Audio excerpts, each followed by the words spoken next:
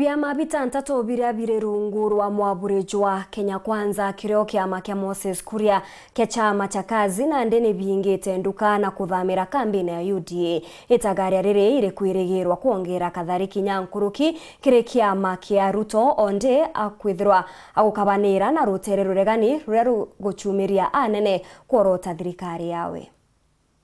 BIAMA 14 bila tetea ngwatanĩro ya Kenya KWANZA BIAMA binana muthenya omde ni biukiritie njara na gutigira gutonya kiamani kia UDA. BIAMA BIBI binana ni chama cha kazi kia waziri Moses KURIA, chama cha mashinani Economic Freedom Party, umoja na maendeleo kia ule wali governor wa county ya Embu Martin Wambora, Grand Dream Development Party amwe na Democratic Party. Kulingana na mwandiki munene wa kiama kia UDA Cleophas Malala, kiama giki kirarakati ni akoline BIAMA biubingi bitigere kienda gutigira bigutonya kiamani giki. Vyama tanzu vya Kenya KWANZA ndio vimejiunga na tuko na mkataba.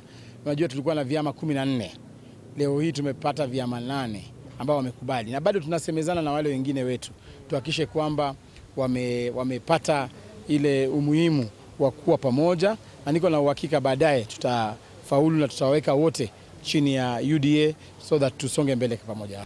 We are moving to team up with the bigger party, the ruling party UNDA, so that we go one safari towards great development in Kenya and for our people. We felt that our dream will be carried, and the dream of our where the region where we come from is carried by UDA.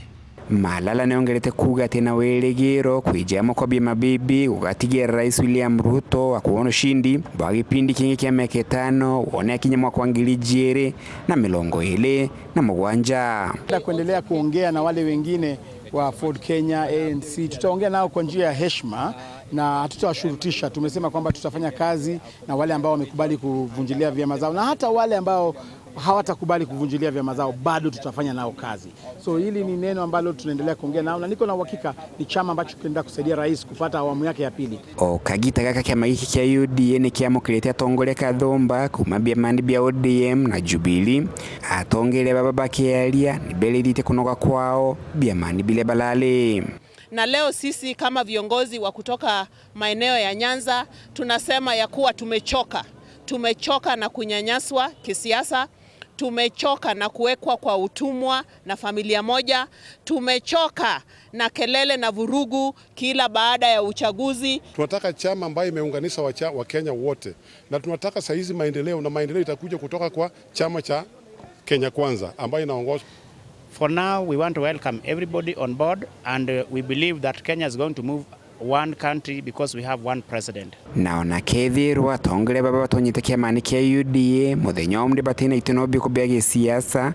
Mwandiki munene wa UDA Cleophas Malala aluga tina witikio benorito kiamani kia UDA. Si lazima uchaguliwe uwe kwenye bunge. Sisi wote tuwezi kuwa kwenye bunge. Hao ni viongozi wa tadba ambao wamekuwa wakiongoza, na kila kiongozi yako na watu wake. Hata kama hakufaulu lakini alipigiwa kura na watu 10,000, 20,000. Ukikusanya hao watu wote wale ambao hawakufaulu, utapata wale ambao hawakufaulu ni wengi. Hata Raila Odinga hakufaulu na ni kiongozi. Sasa na bado ni kiongozi.